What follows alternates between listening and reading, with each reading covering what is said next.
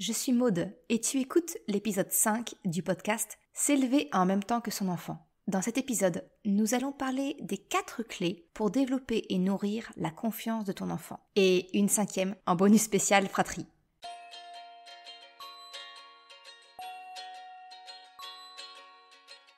Salut et bienvenue sur le podcast « S'élever en même temps que son enfant ». Je suis Maude, coach certifiée chez Mercredi, mais surtout maman de 3 enfants. Sur ce podcast, je t'aide à conjuguer la bienveillance avec la réalité de ton quotidien de maman. Utiliser ton choix d'une parentalité bienveillante comme un accélérateur de ton propre développement personnel. T'aider à changer de regard sur les situations que tu vis avec ton enfant pour t'en servir, pour grandir et apprendre sur toi. Dans cet épisode, nous allons parler de confiance en soi, d'estime de soi et surtout comment faire pour permettre à ton enfant de se construire une solide confiance en lui. Comment, par de petites actions du quotidien, tu peux agir dessus et lui permettre de gagner confiance en lui-même. Mais avant de démarrer, je souhaiterais te parler de mon guide gratuit, La boussole des émotions. Tu trouveras le lien en description de cet épisode ou directement sur le site mercredi.com. Il s'agit d'un guide qui te donne des outils concrets et simples à mettre en œuvre pour accompagner les émotions de ton enfant. Avant de débuter, j'aimerais faire un rapide point sur ce que l'on appelle la confiance en soi, histoire que l'on parle bien de la même chose. La confiance en soi, c'est quoi exactement ? Eh bien, en fait, souvent, ce que l'on appelle abusivement confiance en soi est en fait l'estime de soi. Parce que l'estime de soi se construit sur 3 piliers. Une image de soi solide, un amour de soi et enfin la confiance en soi. Dans ce podcast, j'ai choisi arbitrairement de prendre le raccourci que tout le monde utilise en parlant de confiance en soi. Mais entends bien que toutes les clés que je vais te partager ensuite permettra à ton enfant de se construire une belle et solide estime en lui-même. Pour en revenir justement à l'estime, il est bien évident que pour se sentir bien dans ses baskets, il faut que ces fameux 3 piliers soient forts et solides. L'image que l'on a de nous, l'amour que l'on se porte à soi-même et enfin la confiance que nous avons en nous. Le premier pilier que je vais aborder, c'est l'image de soi. C'est le regard que l'on porte sur soi-même, ce que l'on pense, de l'impression que l'on donne aux autres, la façon en fait dont nous nous percevons. Tu imagines bien que le comportement, l'audace de tenter de nouvelles choses ne sera pas la même pour ton enfant selon s'il a une image positive ou négative de lui-même. Cette image peut provenir des étiquettes que ton enfant peut entendre. Tu es turbulent, tu es maladroit, tu n'écoutes jamais. Ou qu'il peut penser de lui dans certaines situations.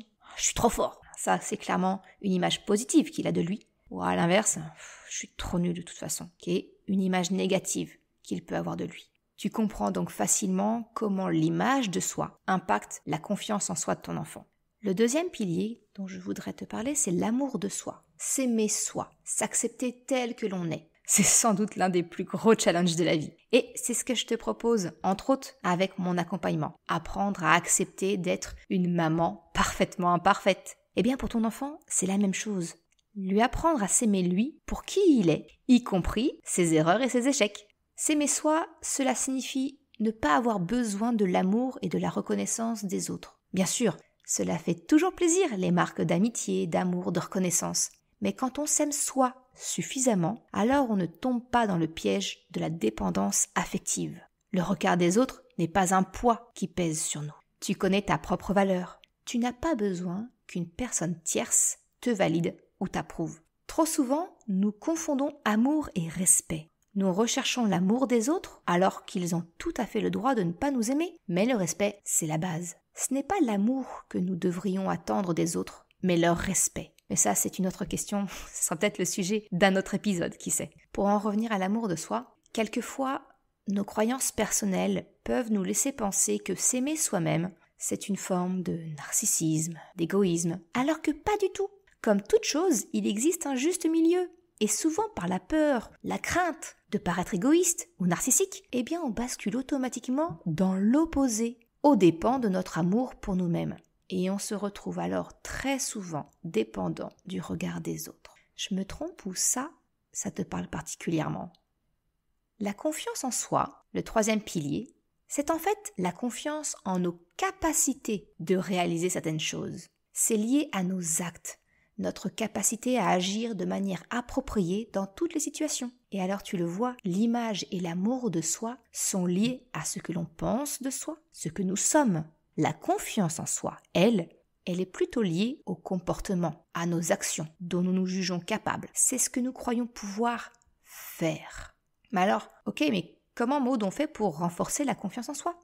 Eh bien justement, à travers cet épisode, je vais te partager 4 clés qui te permettront d'aider ton enfant à se construire une belle et solide estime en lui-même. Parce que ça va bien au-delà de la simple confiance en des capacités. C'est l'aider à se développer une image de lui saine et positive, de cultiver son amour pour lui-même et enfin, confiance en ses capacités. Et comme toujours, tu le sais, ce dont je te parle aujourd'hui, pour ton enfant, c'est complètement transposable à toi aussi. Parce que souvent, en tant que maman, on n'a pas toujours confiance en nous. Et même complètement en dehors de notre rôle de maman, d'une façon générale, nous n'avons pas confiance, quel que soit notre domaine de vie, que ce soit familial, professionnel ou autre. Nous sommes beaucoup, d'une façon générale, à manquer de confiance en nous, d'estime en nous. C'est pour cela que c'est une des clés de l'accompagnement que je propose en coaching. Apprendre à gagner confiance en soi, à se construire une estime de soi forte pour se sentir aligné et être alors dans les conditions idéales pour accompagner ton enfant. Car tu l'as compris, l'estime de soi, c'est comme une plante. L'estime a besoin d'être régulièrement nourrie, arrosée, se sentir aimé et compétent dans toutes les sphères de sa vie, famille, amis, école, etc. C'est valoriser ton enfant dans toutes ses différences. Avant de te délivrer mes 4 clés, je veux rapidement t'expliquer ce qui peut générer un manque d'estime de soi. Je le détaillerai plus en détail, mais en résumé, il y a 4 raisons pour lesquelles ton enfant peut ressentir un manque d'estime pour lui-même. Premièrement, un sentiment de manque de protection, un sentiment de manque de place, notamment la difficulté de trouver sa place au sein d'une fratrie, un sentiment d'amour incomplet, ou bien un doute sur sa capacité à être ou mériter d'être aimé. Alors peut-être l'as-tu remarqué, je dis à chaque fois un sentiment de. Eh bien, c'est justement là la grande difficulté, parce que même en faisant de ton mieux, en pensant bien faire, on ne maîtrise pas toujours comment l'autre interprète ce que nous disons, ce que nous faisons. Et alors pour cela, je te renvoie à l'épisode 4 qui traite justement des distorsions cognitives, ces raisons invisibles qui peuvent générer des quiproquos et de l'incompréhension entre toi et ton enfant. Mais je te rassure, en adoptant ces 4 clés dans la relation avec ton enfant, l'effet positif sera bel et bien au rendez-vous. Maintenant que nous sommes sur la même longueur d'onde, j'en arrive enfin à ces fameuses clés pour te permettre d'aider ton enfant à se sentir confiant, croire en ses capacités, s'aimer suffisamment pour développer une image de soi solide, et cela par de simples petites actions dans ta vie familiale. La première clé, c'est écouter ton enfant parler, montrer de l'intérêt pour ce qu'il fait ou ce qu'il aime. Alors, tu connais sans doute ce grand classique de la parentalité, le livre d'Adèle Faber et Hélène Maslich, « Parler pour que les enfants écoutent » et « Écouter pour que les enfants parlent ». Eh bien, c'est exactement de cela qu'il s'agit ici. C'est écouter ton enfant quand il te parle de son univers, de sa passion du moment, et pas des vagues « oui, c'est bien mon chéri, oui, continue très bien ». Non, ce dont je te parle ici, c'est d'un intérêt réel, ou tout du moins de montrer que tu fais l'effort de t'y intéresser un peu. Et alors là, je te parle en connaissance de cause, parce que oui, quand ton fils te parle jour et nuit de cartes Pokémon en boucle pendant des mois, eh bien, c'est long.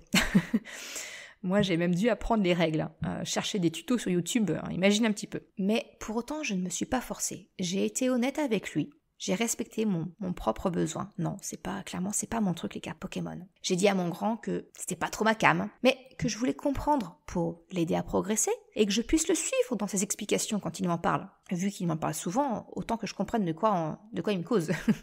Ce que je veux dire aussi, c'est surtout ne te force pas, ne fais pas semblant, parce que de toute façon ton enfant le verra. Si ce n'est pas par tes paroles, ce sera ton langage non verbal, ton comportement qui fera passer le message. Donc ne te force pas, mais explique-lui que ce qui lui plaît est important pour toi aussi. Sois honnête, en lui disant que non, c'est pas ton grand kiff, mais tu t'y intéresses car cela a l'air d'être important à ses yeux. Et que comme lui, il est important pour toi, eh bien tu veux bien essayer de comprendre ce qui semble l'attirer tant. Tu comprends l'idée, c'est donc de montrer de l'attention pour ton enfant d'une façon générale. Car souvent, nous avons tendance à être présentes et montrer de l'intérêt justement quand ça ne va pas. Quand tu vois ton enfant malheureux, triste, pleurer, c'est naturel pour nous en tant que parents d'aller le voir, de chercher à comprendre. Sauf que si nous accordons plus souvent notre attention à notre enfant quand il ne va pas bien, alors il y a un risque qu'il associe inconsciemment l'idée que mal-être égale attention de maman et donc d'entrer dans un cercle vicieux. Tu le comprends, il est donc important de montrer notre attention pour ce que vit notre enfant, l'écouter, nous raconter son univers, ses passions, afin de lui permettre de se sentir important, aimé et donc de se construire une estime de soi solide.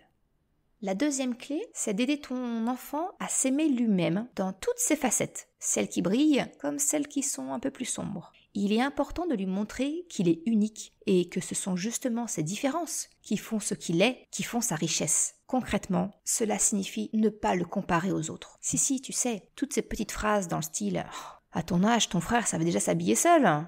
Regarde ton copain, lui, il sait lasser ses chaussures. À 7 ans, on ne fait plus pipi au lit quand même. Regarde comme la fille des voisins est polie. Prends exemple sur elle. » Alors je ne dis pas qu'il ne faut pas encourager nos enfants à une certaine forme d'autonomie, de politesse. Je dis juste qu'il y a d'autres façons de faire que de comparer les enfants entre eux. Car inconsciemment, cela induit une notion de compétition, qui peut être très saine, on est bien d'accord, mais quand elle est sur un terrain de sport. La compétition dans la vie de tous les jours n'est pas des plus bénéfiques, car elle peut conduire à une forme de perfectionnisme néfaste, extrême. Fais confiance à ton enfant. Naturellement, il viendra seul à l'envie de bien faire. Pas besoin d'induire une certaine forme de pression pour cela, car le perfectionnisme conduit inévitablement à la culpabilité de ne pas y arriver, ce qui est clairement une porte ouverte à une baisse de la confiance en soi. Bref, en résumé, fais la chasse aux comparaisons. Dès que tu constates qu'inconsciemment tu as peut-être comparé ton enfant à un autre, reprends ta phrase pour la tourner d'une façon plus constructive et individuelle. Si je reprends mes exemples, cela pourrait donner « Tu n'es pas encore autonome pour t'habiller. Qu'est-ce que je pourrais faire pour t'aider à gagner en autonomie ? Est-ce que tu préférerais un pantalon à taille élastique au lieu des boutons et de la fermeture éclair ? Je vois que les lacets te donnent encore un peu de mal. Est-ce que tu aimerais que l'on essaie d'apprendre sur un support et en attendant, on cherche des chaussures à scratch ou à fermeture éclair ? Tu sais, cela arrive fréquemment de ne pas garder son lit au sec à 7 ans. Personne n'en parle, c'est un peu tabou. Mais tu n'es pas le seul à qui cela arrive. Tu vas y arriver, aie confiance en toi. En attendant, je vais t'apprendre à retirer les draps pour que tu puisses les mettre dans la machine à laver. Et alors, petit bonus pour les parents qui sont concernés, on peut ajouter sa propre expérience personnelle. Moi aussi, à ton âge, j'avais encore des accidents. J'ai réussi à garder mon lit au sec de façon définitive qu'à partir de 8 ans. L'âge dépend pour chaque enfant, mais aie confiance. Cela viendra pour toi aussi. Sois patient et confiant. Concernant la politesse, l'exemple pourrait être « Tu vois, c'est agréable quand on est poli avec les autres. C'est pour cela que je trouve important que tu dises bonjour quand on entre dans un magasin. T'as remarqué comme les gens sourient quand tu leur dis bonjour ? Tu leur apportes un peu de bonne humeur avec ton sourire. Tu le vois bien, j'exprime en fait les mêmes idées, mais sans passer par la comparaison. Je parle de problèmes, entre guillemets, sous la forme d'un axe d'amélioration qui viendra naturellement, sans pression. L'idée, c'est vraiment de mettre l'accent sur ce qui rend ton enfant unique. Et que c'est ok comme il est. Il va naturellement progresser, il va mettre du temps pour cela, mais c'est ok. Tu es une maman parfaitement imparfaite. C'est ce que je te répète pour t'aider à l'accepter. Eh bien, ton enfant est un enfant parfaitement imparfait. Et c'est tout aussi ok. La troisième clé que je voudrais t'aborder est un peu dans la continuité de la seconde en fait. C'est justement d'aider ton enfant à accepter ses erreurs et ses échecs, à accepter des critiques, s'en relever et réessayer, toujours avec cet axe d'amélioration. Mais comme je te l'ai confié dans l'épisode 3, les idées reçues sur la parentalité bienveillante, nos enfants font ce qu'ils voient, pas ce qu'on leur dit. Ça se saurait si les leçons de morale marchaient. Nos enfants captent toute notre communication non verbale. Et si en tant que parents, nous ne sommes pas cohérents entre nos paroles et nos actes, autant te dire que cela ne peut pas marcher. Eh bien, en ce qui concerne la confiance, l'estime en soi, c'est exactement la même chose pour ton enfant. Si tu lui dis « Aie confiance en toi, ma chérie, tu sais que tu peux y arriver », mais qu'elle voit que toi, tu manques de confiance en toi, tu n'oses pas affirmer tes positions, ou tout simplement prendre position, que peut-être tu doutes régulièrement de tes choix, que tu te reposes sur les autres pour confirmer ou infirmer tes décisions, eh bien le message sera complètement brouillé, car dans un sens, ton enfant entendra « Aie confiance en toi, tu peux », et de l'autre, elle te verra, toi, douter, demander la confirmation auprès d'un autre. Donc très probablement, elle aussi cherchera la confirmation de ses décisions, de ses choix, auprès des autres, et n'écoutera pas sa petite voix intérieure qui lui souffle « Vas-y, tu peux y arriver ». C'est entre autres pour cela que presque systématiquement mes coachings passent par la case construction-reconstruction de l'estime de soi. Je dis presque, parce que tu le sais, j'aime pas les automatismes et que chaque coaching est vraiment personnalisé. Mais en réalité, jusqu'à aujourd'hui, c'est 100% de mes accompagnements qui sont passés par cette fameuse étape. Car je suis convaincue de l'importance de la congruence du parent vis-à-vis de son enfant. C'est-à-dire faire ce que l'on dit. Concrètement, cela signifie montrer à ton enfant tes propres erreurs, tes propres échecs, tes doutes, et comment toi tu t'en relèves, comment tu les surmontes. Partage avec ton enfant dans toute ton authenticité afin qu'il se construise sur cette base saine. Accepter sa propre imperfection en voyant la tienne, en apprenant de toi comment faire face à ces zones d'ombre. La dernière clé, c'est d'apprendre l'humour à ton enfant, mais le vrai, celui qui consiste à rire de soi quand l'occasion se présente, et non pas celui qui consiste à se moquer de l'autre. Car lorsque tu ris de ton enfant d'une bêtise, d'une erreur qu'il fait, par cet acte en fait, il intègre le fait que l'on peut rigoler aux dépens d'un autre, et que c'est ok. Toujours dans cette notion de congruence, tu le vois qui me tient à cœur. Mais si tu lui apprends l'autodérision, tu l'aides à apprendre à accepter ses erreurs, ses imperfections. Et le meilleur moyen de le lui apprendre, c'est de lui montrer l'exemple. Par exemple, ce matin, j'ai enfilé les chaussures de Krapopoulos à l'envers. Mes 3 enfants m'ont regardé bizarrement, ne savant pas trop comment réagir. Et j'ai tout naturellement rebondi sur ma boulette en leur disant « Oh là là, maman elle est vraiment pas réveillée ce matin.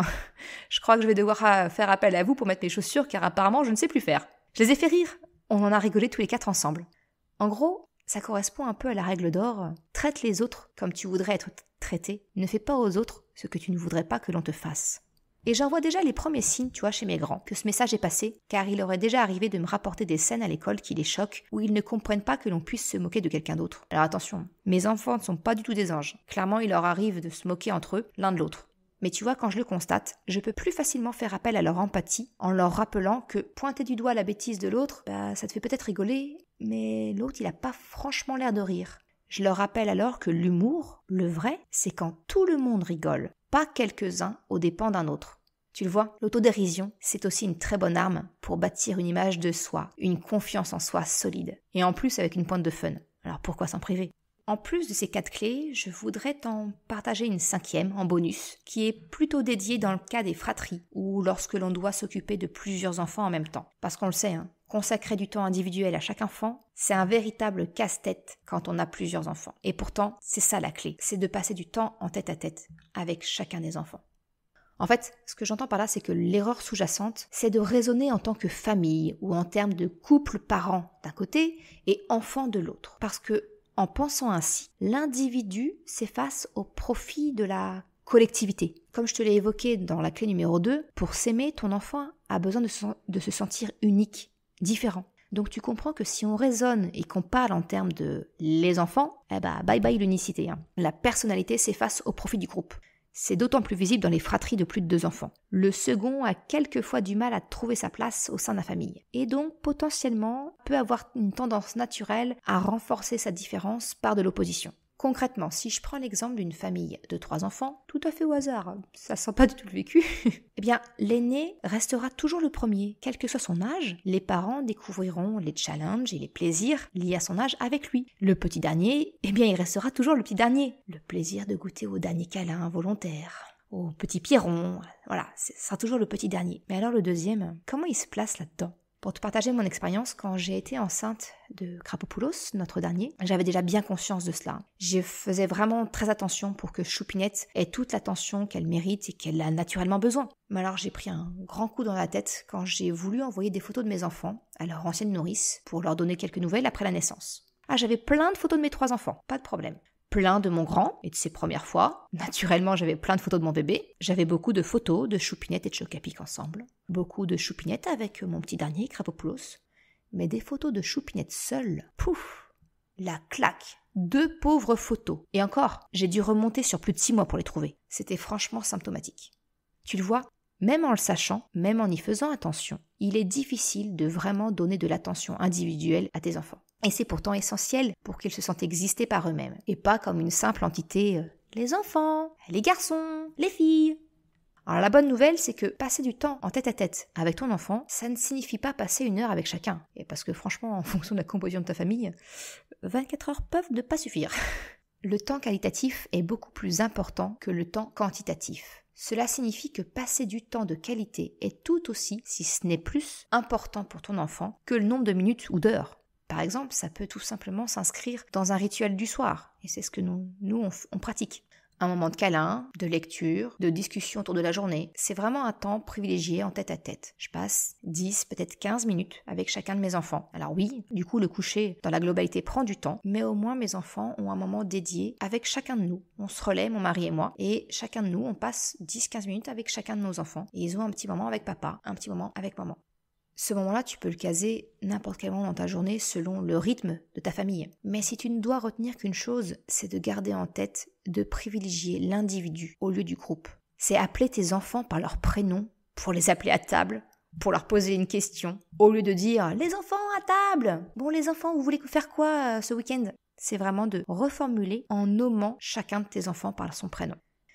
Pour résumer cet épisode et les 4 clés pour développer la confiance en soi de ton enfant, il est important de t'intéresser à ce que fait ton enfant, à ce qu'il aime, lui montrer de l'intérêt. C'est également de lui donner le sentiment qu'il est unique, que ses différences font sa richesse et ne pas le comparer. C'est être toi-même un modèle de l'acceptation de l'imperfection. Et enfin, de lui apprendre le vrai humour, l'autodérision en le pratiquant toi-même. Cela peut peut-être te paraître très simple, trop simple peut-être, mais ces petites actions quotidiennes permettront à coup sûr d'aider ton enfant à se construire une image positive de lui, un amour pour lui-même sain et de gagner en confiance en lui. Les 3 piliers forts pour une estime de soi au top. Je te remercie d'avoir écouté cet épisode jusqu'à la fin. Tu retrouveras une retranscription sur le site mercredi.com. Si tu as aimé cet épisode, s'il t'a été utile, je t'invite à le partager, à en parler autour de toi. Ou si le cœur t'en dit, de me laisser une note 5 étoiles sur Apple Podcast. Cela me permet de faire connaître le podcast et m'encourage à progresser. Un grand merci à celles et ceux qui prendront le temps de le faire. Je te souhaite une excellente journée, après-midi, soirée, quel que soit le moment où tu écoutes. Et je te dis à très vite dans un nouvel épisode. Ciao!